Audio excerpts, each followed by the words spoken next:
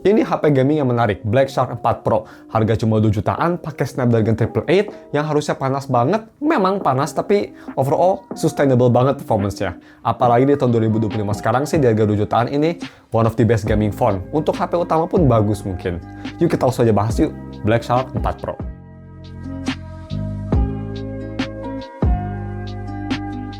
Halo guys, nama gue Stam dari Stuff Tech, dan di video kali ini udah lama banget kita nggak review Black Shark ya, terakhir kayak beberapa tahun yang lalu. Kita review aja sih Black Shark 4 Pro. Yap, ini HP memang HP tua 2020-2021 ya rilisnya, gue lupa. Tapi dia punya harga yang sekarang udah murah banget. Harganya berapa? Harga dan speknya. Pertama untuk harga sendiri, ini kalian bisa beli X Inter, IMEI-nya rewrite, jadi ya lebih tahan lama ya, bisa untuk HP utama. Ini di harga segini, yap 2,5 juta aja, yang varian RAM-nya besar lagi 12GB. Kalau misalkan kalian mau beli HP ini atau ingin wallpaper Iono, gue udah taruh semua linknya ada di deskripsi. Oke, speknya sendiri atau untuk kelengkapannya dulu ya. Ini gue dikasih boxnya, tapi boxnya ini box biasa ya. Tapi kalian kalau misal beli di toko yang gue kasih linknya, kalian dikasih casing dan charger ini nih, charger kayak charger sampah lah ya, charger untuk formalitas doang. Oke, spek sendiri dia pakai again Snapdragon 888, UFS sudah 3.1, baterai di 4500 mAh baterai, layar 144Hz, ada gaming trigger juga, dan ini tuh actual trigger ya, mechanical, bukan kapasitif kayak GT30 Pro. Dan dia punya fast charging yang kenceng juga, bisa sampai 120 watt. Jadi walaupun baterainya biasa aja, tapi at least fast chargingnya super gancang bahasa Sundanya mah. Oke, untuk desain dan display. Nah, desain belakang sendiri ini sih Black Shark dia udah nggak terlalu alay-alay kayak pas Black Shark 3, 2, atau 1 ya. Gue sih belum pernah nge-review yang 5, tapi 5 juga gue lihat sih nggak sealay itu. Jadi, desain belakang ini simple. Gue suka kameranya dia tuh flash nyatu sama body, jadi nggak kelihatan bulky-bulky. Dan LED-nya ini hanya di logo si Shark aja ya, si taring Shark tuh segitiganya. Untuk logo S dia nggak ada LED-nya. Dan untuk masalah build sendiri dia terbuat dari metal samping, belakang terbuat dari kaca, dan feeling di tangan enak, smooth. Desainnya juga menurut gue walaupun HP gaming tapi ini desainnya cukup sleek, gue sih cukup suka. Cuma memang belakangnya itu agak sedikit menonjol, jadi kalau dipegang kerasa banget kayak tebel banget gitu HP-nya. Yang ngingetin gue sama Xperia XZ3. Untuk desain depan dia pakai dot display, dan walaupun bezel kanan kiri atas tipis, bisa dilihat bezel bawah sih udah masih tebel banget ya, bisa dibilang kayak HP-HP 3 jutaan lah gitu tebelnya. Oh, it's okay sih. HP 3 juta malah sekarang udah nggak setebel ini ya, tapi ya it's fine lah. Kenapa fine? Karena walaupun dia tebel bezelnya, tapi kualitas displaynya ini absolutely amazing. Ini kayak HP 5 jutaan zaman sekarang. Dia itu layarnya bisa terang banget juga ya, sampai 3000 nits untuk brightness-nya, dan layarnya sendiri bagus, vibrant, ngikutin gue sama layar Samsung, pakai Super AMOLED juga sih. Dia punya warna yang bagus, clear, jernih, viewing angle bagus, dan juga untuk nonton film ini kerasa enak banget lah, kerasa vibrant tapi nggak oversaturasi, masih real gitu. Overall ini layarnya sih high quality banget. Kalau misal scrolling juga itu nggak kerasa kayak blurry gitu ya, tulisannya masih tajam, bagus.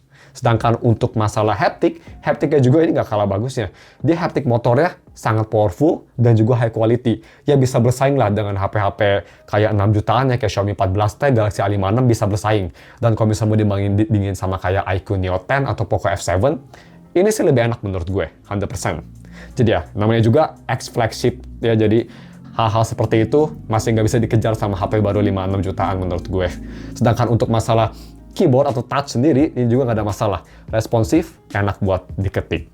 Terus bagaimana untuk si biometrik? Nah, biometrik sendiri dia pakai fingerprint. Fingerprintnya bukan under display, dia itu masih tradisional, berada di power button ya, tombol power button. Dan untuk kecepatannya, gue sih paling suka ya fingerprint kayak gini. Kecepatannya sangat cepat, sangat akurat, no problem. Favorit gue sih posisi di situ. Kerasa natural aja, dan tradisional fingerprint kalian gak usah worry gitu ya. Always reliable.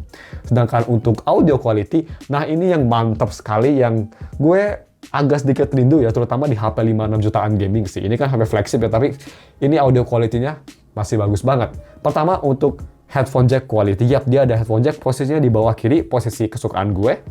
Dan gue tes pakai IM Truth Ear Zero Bluetooth, itu IM baru dari Crinacle ya. Dia untuk powernya sendiri nggak butuh power banyak seperti IM lainnya, dan gue colok ke HP ini, dia volumenya udah keras banget di 45-50%. mantap banget. Dan kualitasnya bagaimana? Kualitasnya juga ini bagus banget ya. Gak ada stop class, nggak kayak LG V60, tapi masih kerasa flagship. Dia masih punya soundstage yang bagus untuk kelas HP, separasinya masih bagus, detailnya juga bagus, dan suara ini lebih ke arah sedikit warm, jadi kayak Truth Ear Zero 2 yang blue, ya walaupun dia itu balance, agak sedikit bassy jadinya, tapi overall masih fun, masih kedengeran instrumennya, masih oke. Sedangkan untuk speaker, ini berkebalikan banget. Headphone jacknya dia lebih ke bass, speakernya ini lebih ke arah balance. Yang gue suka sih, dan ini speakernya menurut gue amazing banget. Even mau dibandingin sama Galaxy A56, 14T, iQ Neo 10 gitu ya. Bisa dibandingin lagi sama kayak yang HP-nya lebih mahal gitu untuk zaman sekarang. Dibandingin sama Poco F7, ini jauh lebih bagus. Even dibanding sama S24 Ultra gue sih, walaupun gue masih lebih suka S24 Ultra, ini nggak kalah bagusnya.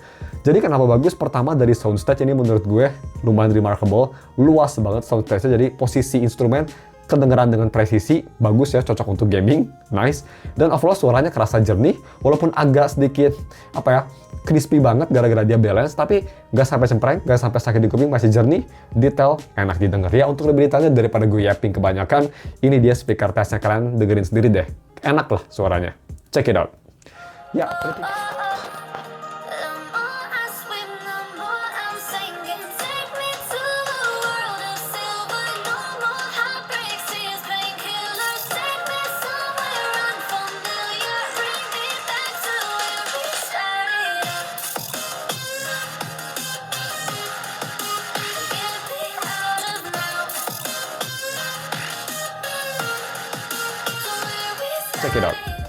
Ya, pretty good ya. Terus bagaimana untuk kamera quality? Biasanya kan kalau HP gaming yang paling dipangkas itu dari kamera. Kameranya di sini menurut gue sih bagus, tapi ya bisa bersaingnya mungkin hanya HP 3 jutaan aja ya, nggak bisa bersaing sama HP 5 jutaan gitu. Tapi sama HP 5 jutaan gaming sih bisa. Oke, kamera sendiri, kamera belakang dia setupnya tuh pakai triple kamera, main kamera di 64 megapiksel, kamera kedua di 8 megapiksel ultra wide, kamera ketiga 5 megapiksel makro. Itu bisa nge-record sampai 4K 60, dan kamera depan hanya 20 megapiksel dan hanya bisa sampai Full HD 30 fps. Tapi at least di harga 2 jutaan ini salah satu HP termurah yang bisa 4K 60. Dan mikrofonnya nanti kalian bisa lihat ya video tesnya, lumayan bagus lah, bagus banget malah. Jadi untuk kualitas foto bagaimana? Untuk kualitas foto main kamera sih bagus ya. Dia punya detail yang bagus, dynamic range-nya bagus, capture-nya cepet, gak ada masalah. Walaupun gak ada optical stabilization masih bagus, warnanya oke, walaupun agak sedikit terlalu high contrast, tapi overall gambar masih jernih dan ya enak dilihat. Masih bagus di harga 2 jutaan, tapi memang ultra wide-nya bisa kita lihat, dia dynamic range-nya biasa aja dan detailnya kurang bagus, terus ada kayak vignette effect. Khas HP-HP gaming gitu ya, si ultra wide-nya tuh biasanya kurang bagus. Jadi pakai ultra wide kalau misalnya kepepet aja. Sedangkan untuk selfie, ini juga bagus. Memang foto di belakang sinar matahari atau cahaya dia agak struggling, tapi kalau misalnya nggak ada, detailnya bagus, mantap, warnanya oke, dan smoothing-nya juga tipis. Jadi, pretty good. Sedangkan untuk malam hari, main kameranya juga bagus, capture time yang nggak lama banget, foto masih kelihatan natural, nggak ada noise, dan gue masih suka sih. Terus untuk video recording tadi gue bilang dia bisa sampai 4K 60. Kita langsung aja lihat gimana kualitasnya. Menurut gue sih bagus ya. Ini gue recordnya tuh di dalam mobil karena lagi musim hujan dan gue nggak ada waktu itu buat nge-record jalan kaki ya karena hujan deras. Tapi ya ini dia si video recording test di 4K 60 dan 4K 30. Menurut gue sih remarkable kualitasnya. Check it out. Gimana, bagusnya? Nah guys, ini dia video recording pakai resolusi 4K 60 fps. Ini kondisinya lagi hujan ya, dan kalian bisa dengar suara mic gue gimana. Menurut gue mic di Black Shark 4 Pro sih bagus ya, lumayan bagus. Dan kalian bisa dengar gimana stabilisasinya, bukan denger sih, lihat stabilisasinya. Nih, nah tuh stabilisasi. Ya cukup decent sih. Nice. Dan kalau misalnya kita ganti ke 4K 30 yang lebih irit gitu ya. Dan ini dia video recording pakai resolusi 4K 30 fps. Gak se-smooth 4K 60, tapi harusnya kalau keadaan gelap ini lebih bagus ya karena nggak banyak noise. Lebih irit juga, dan kalau misalnya lebih kalian cinematic bisa pakai ini juga. Kayak gini. Overall sih oke. Dan kita langsung aja moving on ke gaming performance yang panas banget tapi surprisingly bagus performance. Check it out. Let's go. Gimana, bagusnya? Nggak cuma buat gaming, ini buat video aja keren banget. Bisa dipertimbangkan buat kalian yang lagi nyari HP 2 jutaan untuk video. Nah, bagaimana untuk gaming performance? Gue udah review ya, lebih detail, sangat detail gaming performance-nya. Main Wuthering Wave kemarin gue tes di channel ketiga gue, namanya Staff Test Wibu Game, kalian bisa visit. gue udah fully test di situ, tapi di sini kita bakal in summary aja. Again, gue tes Wuthering Waves juga, settingan gue pakai best setting yang menurut gue, jadi bisa mempertahankan visual, tapi FPS-nya juga masih cukup playable. Itu di settingan medium to high setting karena resolusinya di high. Dan gue itu coba seperti biasa untuk tes in summary ya, gue nggak berat-berat banget, gue hanya coba di dalam ruangan atau di instance farming echo. Dan enak sih, performance enak banget, tapi kalau misal kalian mau yang lebih heavy kayak Wuthering Waves itu bisa turun sampai 25 fps-an. Tapi overall dia nggak ada stutter, walaupun thermal throttling, walaupun HP-nya panas banget juga sampai nggak enak di tangan, terutama frame-nya, tapi masih sangat playable. Frame rate hanya turun 5-10 fps, tapi nggak ada stutter sama sekali. Itu yang bikin gue lumayan salut sih, walaupun HP-nya panas banget kayak mau meledak nuklir, tapi performance-nya enak-enak aja. Itu sih yang lumayan unik. Jadi kalau misalkan punya kipas gitu ya, pasang pasti bakal lebih bagus ya. Ini coolingnya yang pastinya much better dan thermal throttling-nya nggak seagresif HP dengan Snapdragon 888 lainnya. So that's pretty good. Untuk rhythm game juga gue coba tes main Bandori, gak ada masalah. Dia Bandori support high refresh rate, mantap. Dan touch delay nggak ada masalah, enak buat main juga. Walaupun itu gue tadi hanya skill issue ya. Gue tadi ngeliat ke sesuatu jadi miss note-nya. Anyway, untuk gaming overall gue sih masih impressed, dan di harga 2 jutaan ya 2,5 juta ini menurut gue sih paling bagus lah untuk gaming. Karena kita nggak ngeliat dari aspek performance doang ya, dari layar, touch ini terbaik, speaker juga gitu. Jadi untuk UI experience bagaimana? Ini UI memang kelemahan dari HP Inter kayak gini, terutama HP yang pakai IMEI-nya tuh rewrite. Karena IMEI rewrite biasanya OS-nya kan dia itu di modif, jadi nggak bisa update OS. Dan ini juga sama, gua ini masih stuck di Android 11 atau Joy UI atau MIUI pretty much ini 12. Yang agak disayangkan mungkin ya, tapi ya kira-kira ini masih bisa bertahan menurut gue 2, 3, even 4 tahun ya untuk software support. Dan semua software sampai sekarang pun masih support, dan ada untungnya juga pakai versi Android lama karena day-to-day performance-nya ini masih pretty much kayak HP flagship. Yap, kenceng banget ya. Launch aplikasi masih kenceng, multitasking masih oke. Gue nggak ngerasa sama sekali ada degradasi performance karena ini udah tua HP-nya. Masih kenceng banget. Ini ya nggak ada bedanya lah sama kayak iQOO Neo 10 gitu kecepatan sehari-harinya. Bagus lah menurut gue ini, mantap. No problem.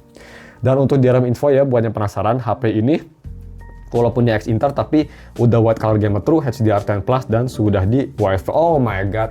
Salah lihat gue. Sayang banget masih di Wi-Fi L3 ya. Jadi mungkin ini HP Cina yang di custom ROM IMEI rewrite, makanya nggak bisa gitu. Dan speaking of UI juga ini kalian bisa ngatur beberapa fitur yang Black Shark only, seperti kalian bisa atur shortcut-nya untuk gaming trigger ini, kalian bisa atur di setting, dan di sini ada waifu companion guys. Jadi ini nih yang kecil ini namanya Shark-chan, ya Black Shark-chan. Ya ini sebenarnya hanya companion aja, kalian bisa pencet-pencet gitu ya, dan dia bakal ngomong gitu, dan dia hanya ngingetin gue sama Honkai Impact pas kalian bisa pencet-pencet gitu loh. Ya nggak sih? Nggak tahu kenapa ngingetin gue sama Honkai Impact. Hanya companion gitu aja, dan kalian bisa customize juga di sini ya. Bisa untuk special charging effect, bisa untuk alarm clock gitulah. Lebih ke fun-fun aja gitu menurut gue. Nothing really useful seperti itu. Dan untuk LED di belakang juga di sini bisa static, dan kalian bisa atur juga untuk kalau misal dari lagu bisa ada reactive effect. Gitu-gitu aja, simple, nothing special, tapi cukup cukup berkarakter lah menurut gue. Shark-channya sih waifu ya menurut gue. Gimana menurut kalian? Seperti itu. Dan untuk battery life-nya seperti apa? Baterainya gue kira karena ini HP-nya udah tua dan hanya 4500, gue kira ini bakal cepat ngedrop, tapi ternyata cukup oke. Standby-nya dia lumayan bagus, bisa lama. Dan untuk main gaming memang kalau main game berat karena ini HP-nya panas banget, jadi ya baterainya cepet boros ya. Gue waktu itu main WoW sekitar 20 menitan, 22 menit lah ya, itu turun sampai 20% lebih. 1% per 1 menit mungkin ya. Yang agak kurang bagus, tapi it's fine lah, namanya juga pakai chipset Snapdragon 888, wajar lah seperti itu. Overall, kalau misalkan nggak pakai gaming atau hanya enteng, ini masih bisa bertahan 1 sampai 1,5 hari lah menurut gue. Jadi cuma segitu videonya, dan sebelum kita tutup, gue mau bahas kelemahan dari HP ini. Kelemahan dari HP ini sebenarnya hanya 2. Yang pertama, ini HP X Inter. Jadi IMEI-nya tuh rewrite, yang artinya itu masuk ke kelemahan yang 2, yaitu softwarenya. Softwarenya hanya sampai Android 11 sayangnya. Jadi nggak bisa diupdate, mungkin bisa custom ROM, tapi kalau custom ROM sih gue jamin bakal hilang ya si IMEI, jadi persiapan aja. Jadi untuk konklusinya, apakah gue rekomen HP ini? Gue sih untuk HP utama ini cukup rekomen, karena kalau misalnya kalian pakai HP ini bukan untuk gaming, dia masih punya kamera yang bagus, display yang amazing banget di harganya, speaker yang absolutely great, ada headphone jack, dan kameranya masih bagus, tadi gue udah bilang juga ya. Overall, masih oke, baterai juga masih tahan untuk day-to-day usage. Untuk HP kedua juga bagus karena ini standby-nya bagus, dan buat para gamer yang lagi nyari HP 2 jutaan tapi kalian ingin performance-nya bagus, ya nggak bagus-bagus banget lah, maksudnya performance-nya bisa main game baru gitu ya kayak Wuwa, tapi punya aspek lain flagship seperti display, speaker, dan yang lain-lain, ini sih pilihannya bagus buat kalian para gamer. Jadi ya, kalau mau gue kasih rating HP ini di tahun 2025, harganya 2,5 juta, gue kasih rating 8 dari 10 lah. Duanya kenapa? Duanya yaitu gara-gara ya cepet panas sama emailnya di write. Itu aja sih. Itu aja konklusi gue. Gimana menurut kalian? Cuma segitu aja videonya. Jangan lupa like dan subs. Thank you for watching dan ketemu lagi minggu depan untuk video review lainnya.